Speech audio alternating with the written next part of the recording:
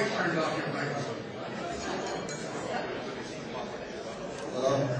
My name is Roosevelts. I'll have a question, Mr. Rosen. In writing about the civil rights movement, which I do, there's a lot of revisionist history, and it's sort of for two reasons. One is for marketing purposes. The publishers want scandal, etc.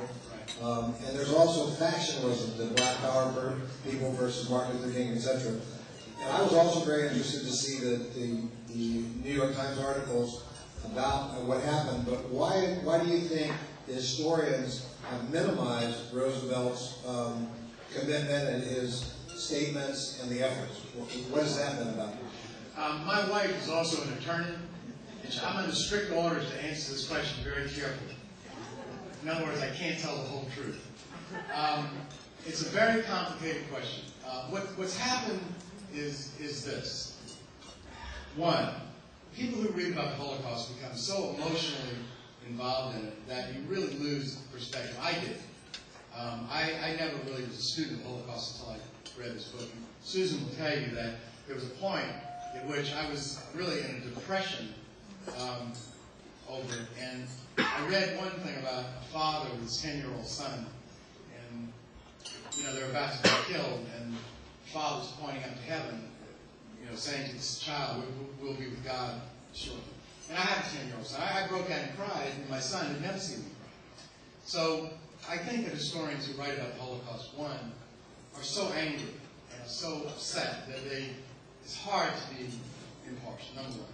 Number two, I think in the 60s and 70s, this is my generation, I'm 58, I was at the March on the Pentagon, I didn't like the war in Vietnam, I was, there's an instinctive, there's a kind of a liberal ideology that America, does bad things.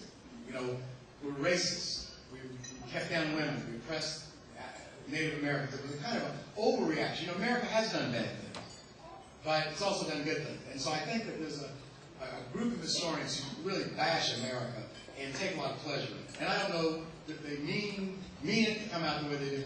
The other reason is, and it's a very sophisticated argument, there's a new ruling government in Israel, the Likud party, and they have rewritten the history of Israel. David Ben-Gurion is not the great national leader. The Haganah did not liberate Israel. Menachem Begin has replaced Ben-Gurion, and the Irgun has replaced the Haganah. And all the things that my generation learned, that the moderates, Golda Meir and Rabin, the people who wanted peace with the Arabs, who wanted to take the high road, were wrong. And the Irgun, the terrorists who bombed Arab civilians, were right. This is the new orthodoxy in Israel. And that is driving this debate. When you read David Wyman's book, Abandonment of the Jews, you will not find the Irgun in the index.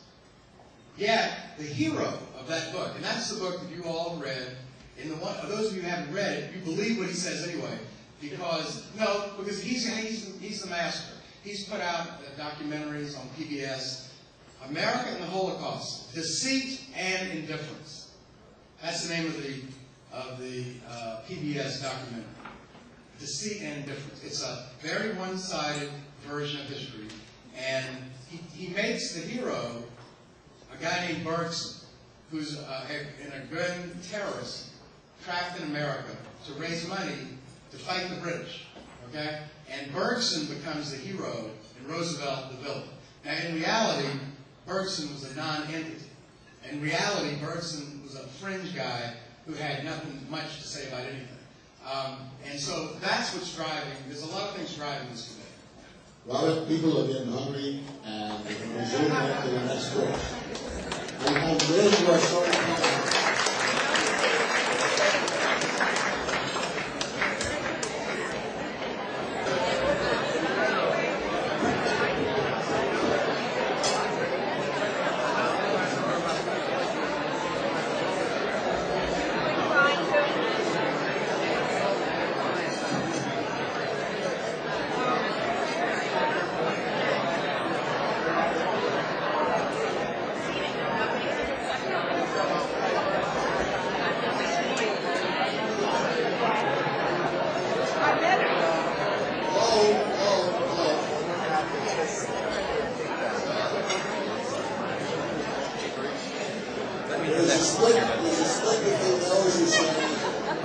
never happen. How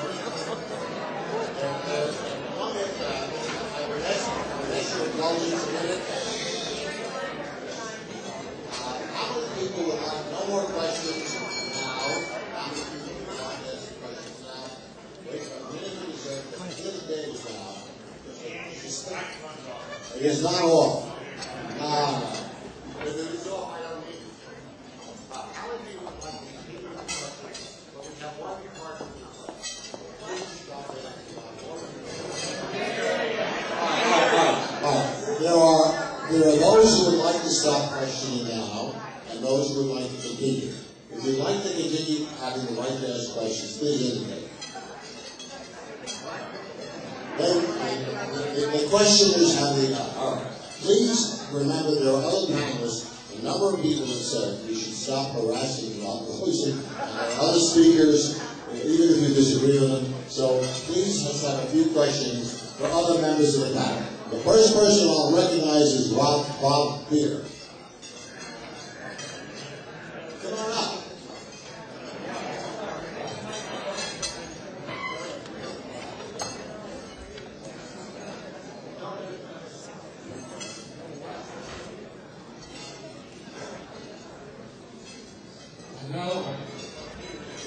Mr. Rosen, but I must thank him for quoting the forward to my book from Ernie Michel.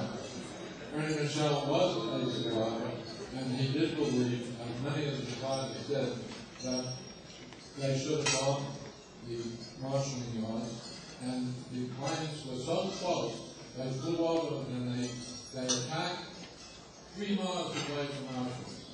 That's not what I want to talk about. What I want to talk about, number one, I am a Rooseveltian, through and through and through. But I have a conflict, and I get about what Roosevelt did or didn't do during the Holocaust. Can you hear me? And when you talk about Bergson was definitely an organist. He definitely attacked the British. There's no question about that. So did Reagan, if you remember right. But when he came to this country, he took out ads in the New York Times. I know that he didn't get along with the German Jews. I know that Rabbi Wise couldn't stand him. I know he was considered a terrorist. But he was the one that went to Congress. He was the one that got the Roger Gillette bill before Congress at the same time that Morganville had gone to Roosevelt, where Roosevelt formed the War Refugee Board. The War Refugee Board was founded in January of 1944, but it didn't take effect until months after that. The State Department and the bureaucracy stopped it from being effective. And had it been effective earlier, hundreds of thousands of Hungarian Jews could have been saved, because they were rounded up in May, June, and July. And this country knew Verba had escaped from Auschwitz. He had told the world that the Germans were going to round up all the Hungarians and send them into Auschwitz. Do you believe, does anybody believe, that if a Jew had known where he was going, he would have willingly gone to the death camps? Verba asked that question. The question is, these people, we knew, Roosevelt knew what was going on. Roosevelt knew from the telegram that was sent by Reagan. Roosevelt knew from Jack Carsey, who had spent an hour and 15 minutes with Roosevelt describing intimately what was going on, and saying to Roosevelt, if something isn't done about the Jews, they will all be eliminated. And Roosevelt listened to him, but he didn't do anything about it. It's really what we call, and I wrote it down, it's really what Roosevelt was doing was retribution rather than rescue. And I'm a Rooseveltian. I think he was one of the greatest presidents in the history of the United States. And this is a very sad thing to me to write about. It's torn me apart, actually. And I believe that he turned everything over to the State Department. And the State Department, which we all know is anti-Semitic, we also know the country is anti-Semitic. We also know Congressman. But remember one thing. Roosevelt was a great humanitarian. Roosevelt was able to get through an isolationist Congress, the abrogation of the Neutrality Act, the abrogation of the cash and carry, and Lend-Lease, with a very isolationist Congress. Roosevelt was the most powerful man in the world at this time. I know and I understand that his one goal was to win the war at any cost, and by God, he did that. But he could have also been a little bit more. Going public in this country isn't going public in Europe. They didn't go on the USA. They didn't go on the BBC. They didn't drop leaflets. What would have happened had the German people really known what was going on? What would have happened if the Polish people or the Hungarian people knew what was going on? Would they have willingly gone to the death camps? I don't think so. Thank you. I made a promise that we would permit people to ask other questions. We can debate this until tomorrow morning with my breakfast, but let's try some other questions. Wait.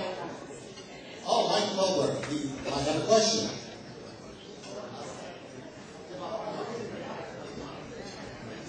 Michael Goldberg is a Roosevelt historian, very thorough. I'm not a Roosevelt historian, but I am the director of research for the American Jewish Historical Society. And I'd like to ask Trudy and Joshua a question. To move this off what happened 60 years ago or more. And I think one of the things that really engaged me with the program tonight is that we have with us the descendants, the living inheritors of the tradition of the Roosevelt family, the Wise family, and the involvement in trying to, as Joshua put it, repair the world. And so I would like to ask Trudy Festinger and Josh and Henry Morgenthau, if he wants, to comment on what they feel, the role that they understand their own historical inheritance of responsibility and public involvement and public life has played in their own lives. And I have a feeling that a lot of people in the audience who, like me, are a little bit surprised and impressed that the great-grandson of FDR ends up becoming a rabbi. I know there were a lot of people. I was born in the 1940s, and I remember a lot of detractors of FDR called him President Rosenberg rather than President Roosevelt as a slur, and how wonderfully, deliciously ironic it is that, in fact, we end up with a rabbi coming from the Roosevelt family from Holland. But so I'd like to ask each of the descendants in turn if they wish to spend a minute reconnecting us to their forebears by talking about the influence that their example had on them.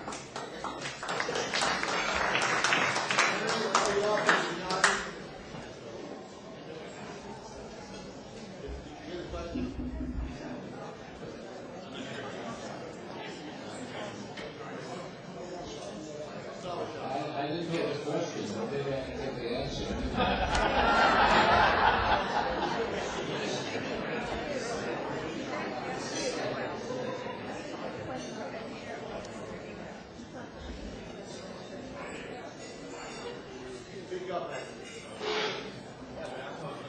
That's not an easy question. When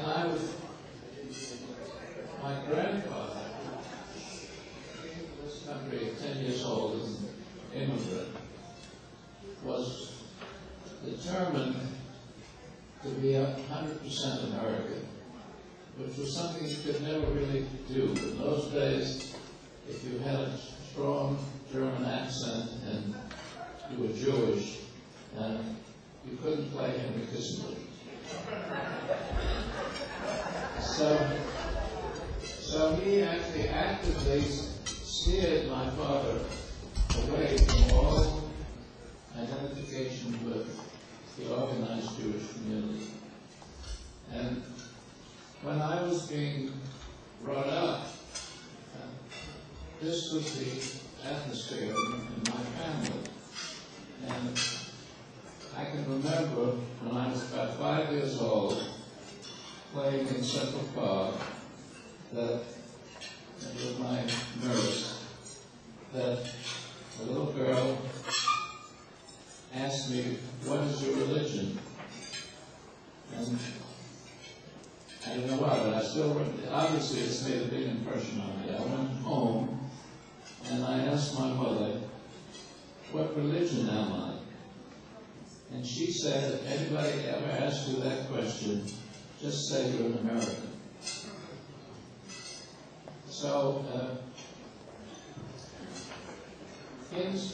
my identification evolved over the years. I can remember, for example, when I was quite young, that we had what we called Bible studies in the Nathan Strauss family home, and they were conducted by Rabbi Wise's son. But I think that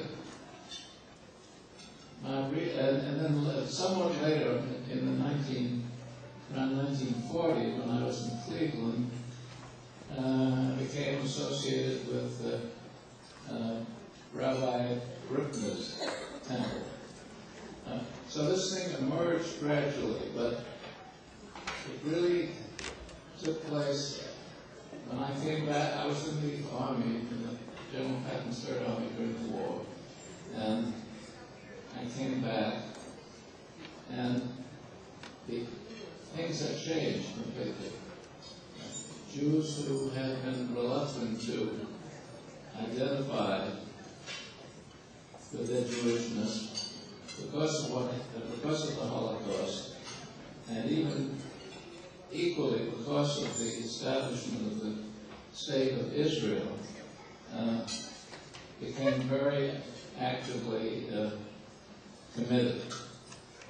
And at that time, my father was the General Chairman of the United Jewish Appeal. And incidentally, the whole end of the end of his public career and then his life afterwards, he was totally committed to Jewish questions and to the establishment of the State of Israel. So I remember taking on the assignment of being chairman of the junior division of the United Jewish Appeal in New York. But I think what maybe had more influence on than anything else was my wife, Ruth, whose family got out of Yemen just in time. They left on Christmas Eve, New Year's Eve after in 1938, after Kristallnacht. And they wanted to get to the United States, and they got as far as Cuba, Havana, Cuba.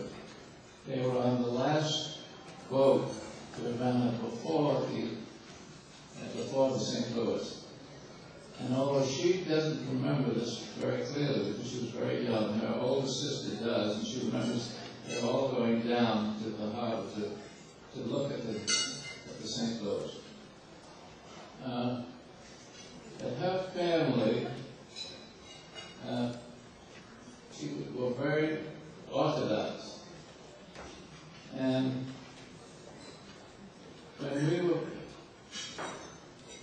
when we got married, they decided that this business of trying to place both sides of the fence didn't work very well. And because we had Christmas trees, we had Easter egg hunts, we had all to say this, and so forth. So we decided, my daughter can testify to this, that they would have a true Jewish education. And said, Ruth came from an Orthodox family, I came from an ultra-Reform family, and we compromised on being conservative.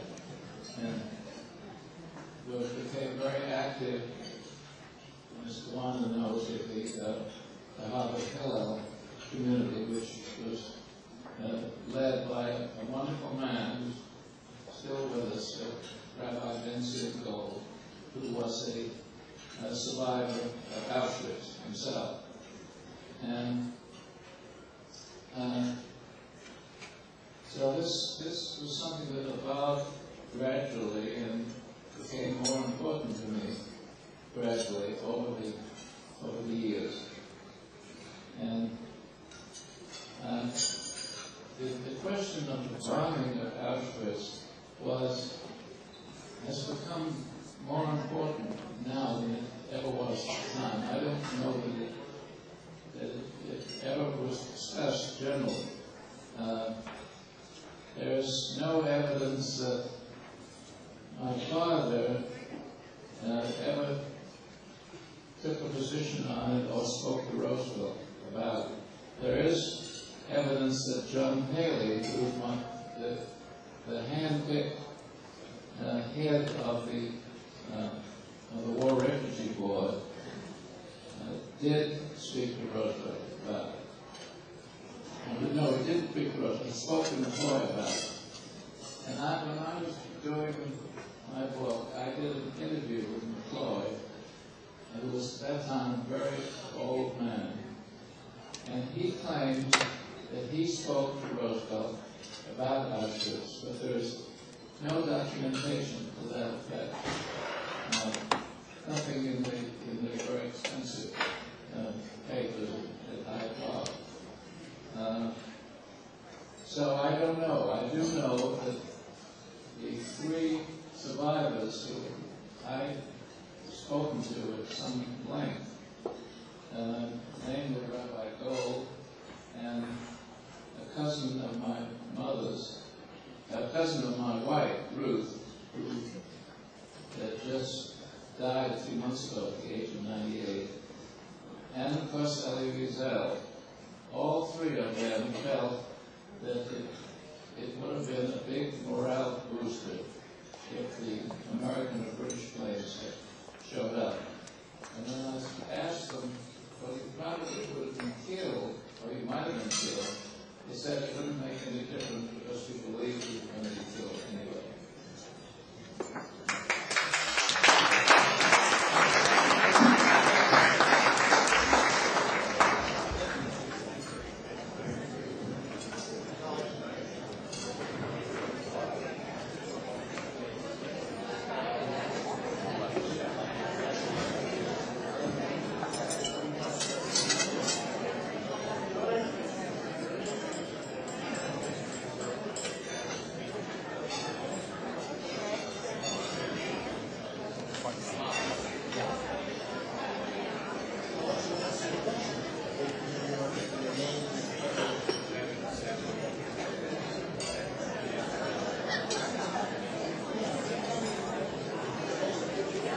Okay, I was asked a question.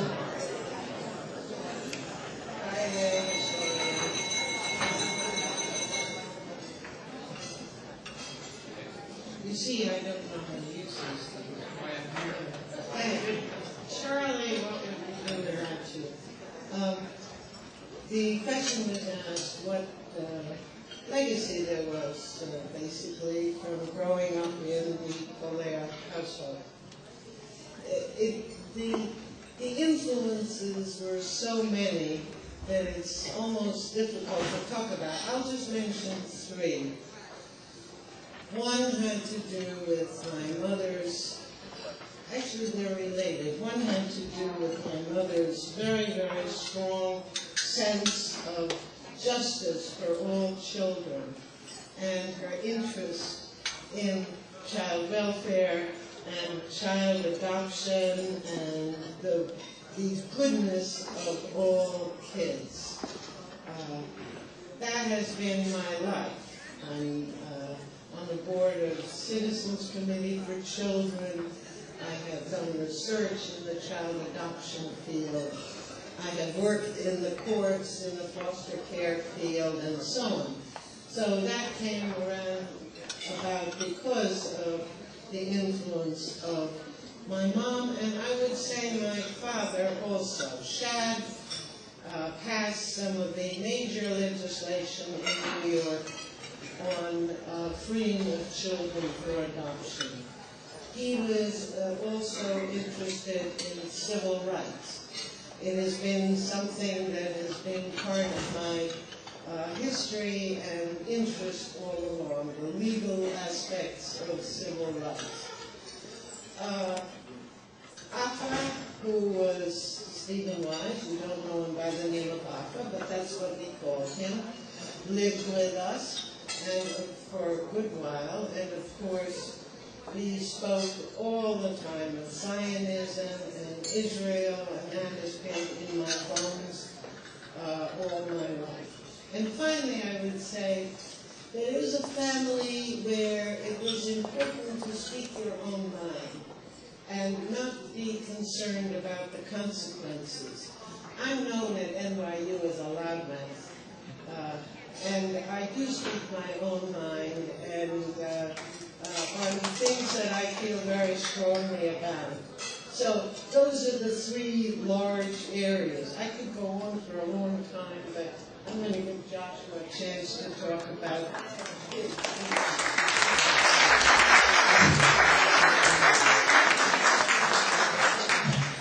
It's interesting that FDR, as far as I know, never categorically denied when people would talk about his Jewish ancestry and bring up the Roosevelt thing.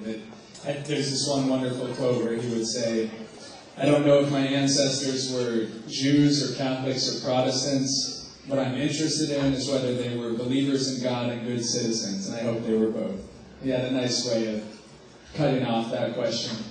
But I mean, as a kind of third generation here, there's nothing direct about the influences. They're all indirect, and mostly through my father's memories of FDR and Eleanor. And I think there's two just very quick stories to pass along in that respect. And Mr. Rosen talked about highlighted this idea that Hitler and FDR came to power right around the same time. And Doris Kearns Goodwin, in her biography about FDR, says that one of the main differences between the two men, and she really says this is critical to FDR kind of maintaining his ability to lead the country through these darkest days, was that he kept his sense of playfulness. And my dad has these wonderful stories of being with FDR in the White House, and this grandfather, who he called Papa, who was just this kind of loving, playful, rambunctious figure. And one of the stories is that my dad's life ambition was to be a Secret Service agent when he was little. And so he got a little outfit like the Secret Service men, and he would follow them around. And he says one morning he was playing in the elevator, going up and down in the White House. And the Secret Service men came up with FDR, and they had to wheel him to an important meeting. And so they yelled up the elevator shaft. They said, "Johnny, you got to, come down. The president needs we have the president here, and he has to get to a very important meeting." My dad refused to. He just kept playing in the elevator. And finally, FDR yelled up, said, "Johnny, get down here right now. This is, your papa speaking." And my dad dutifully came down, and the door opened, and then FDR wheeled himself in, closed the door on the agents, and they kept playing my dad, and then kept playing on the elevator. So it's really, I think personally and politically, the importance of play. That social activism has to be balanced with, I think, this playfulness. And I think FDR's ability to balance his own life in those years was actually really critical, as Goodwin points out. And just Eleanor, again, it's all indirect, but the one thing my father would always say about her is that she never stopped growing. Personally, emotionally, spiritually, politically, she was the most open person that he can remember. He calls her his senior mentor and teacher, even 45 years after after her death. And one, I think, as an almost rabbi, Eleanor's commitment, to her growth. Everyone who tells stories about Eleanor talks about her capacity to really hear each person's story. So as a pastoral model, as well as someone who was just devoted to a kind of social justice where individual human lives were at the center of all of the work that she did, I take a lot indirectly from both Eleanor and Franklin. Increasingly Eleanor, actually, I would say. Thank you.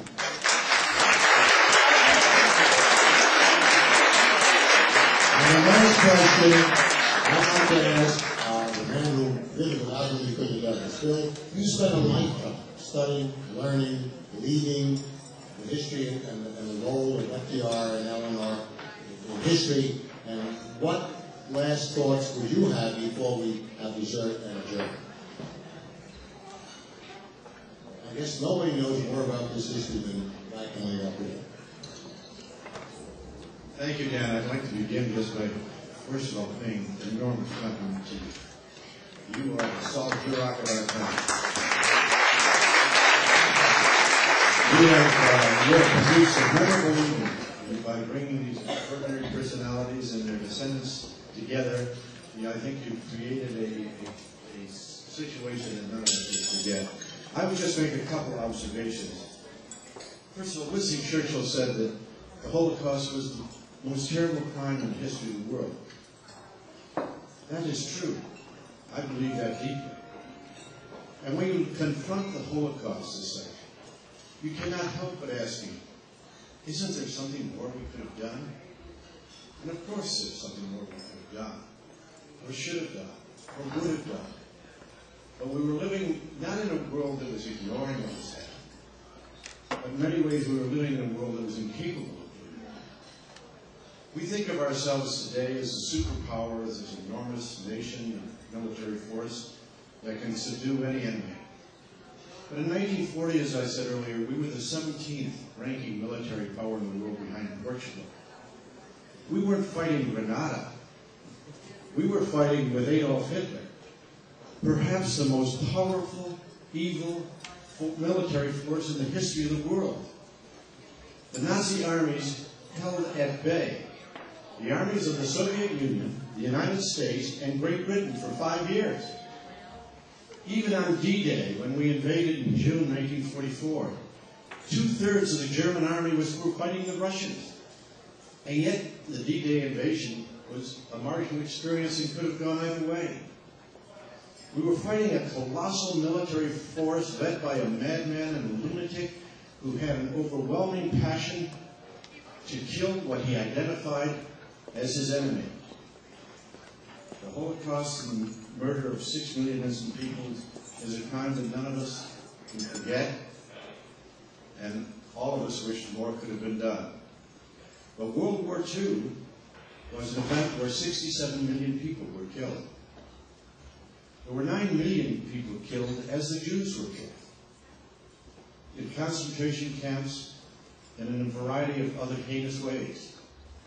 There were 3.5 million Russian soldiers who were taken prisoner who also died in concentration camps. There was such an extraordinary brutality going on in the world and of violence that it's hard for us to comprehend that today. I don't know what position I would have taken had I the knowledge that I have today and was faced with the alternatives that Peter Bergson offered as opposed to Rabbi Wise. I remember reading the oral history of the great rabbi of Britain, who came to America in 1941 to plead the case of Great Britain and to get help while America was still an isolationist country in so many ways. He tells him meeting Mrs. Roosevelt at a meeting and she taking him home to meet with the president. And they spent an hour together, maybe 2 hours together, talking about what was happening in the world. He then went to meet Justice Brandeis. I never forgot this because Brandeis, as for many of you, is a great hero of us lawyers. Brandeis is a great Zionist, as was Stephen Wise, by the way, the head of the American Zionist movement and founder of it. And Brandeis said to him, "Why would I help the British? The British are as much the enemy as the Nazis are." He said, "You do not allow us to settle our land in Palestine. Now that was astonishing to me, but that's the way Peter Bergson felt. That's the way a lot of those felt who lived in Palestine.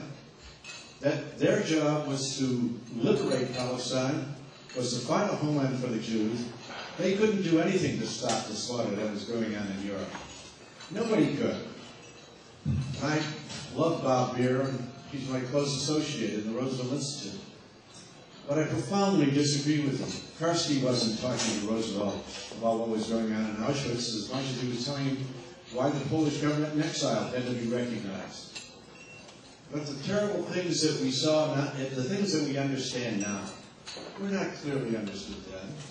There was no CNN, there was no television showing us the graphic examples of the horrors of the concentration camps. We didn't even have pictures of it. We didn't know until April 1944 what the name of Auschwitz was. So we live now in the shadow of their terrible deaths. But I would just say a final word about Franklin Roosevelt. I think he had a very special personal sense about those who suffered and those who were vulnerable. He, at the age of 39 and in the prime of life, was stricken down by infantile paralysis and never again was able to walk, and was never able again to stand alone, and was forever thereafter physically dependent on other people. And yet he never lost his sense of courage, his sense of independence, and his sense of self-respect.